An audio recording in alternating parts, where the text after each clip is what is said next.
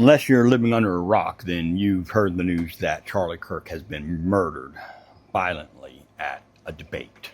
Charlie Kirk was a friend of mine. I didn't agree with him on about 70% of his opinions. However, he was gracious and nice enough to have me on his podcast back when I was 1 year in on my social media journey.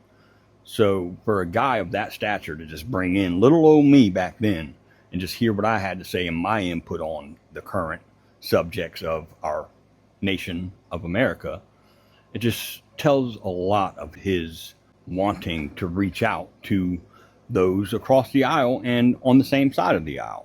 It's hard to see some of the reactions on certain social media sites. I've seen the comments that say he reaped what he sowed. He said that lives will be lost to gun violence for our Second Amendment or something like that. But if you want to hold that argument, that's fine, and you're allowed to do so. And I understand what you're talking about. I can see where you're coming from. But that was his whole motive, was to just sit with people, younger people in general, and say, talk to me.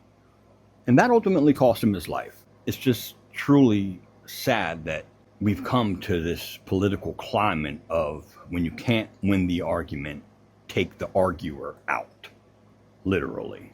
And that to me is the ultimate cowardice and just surrender.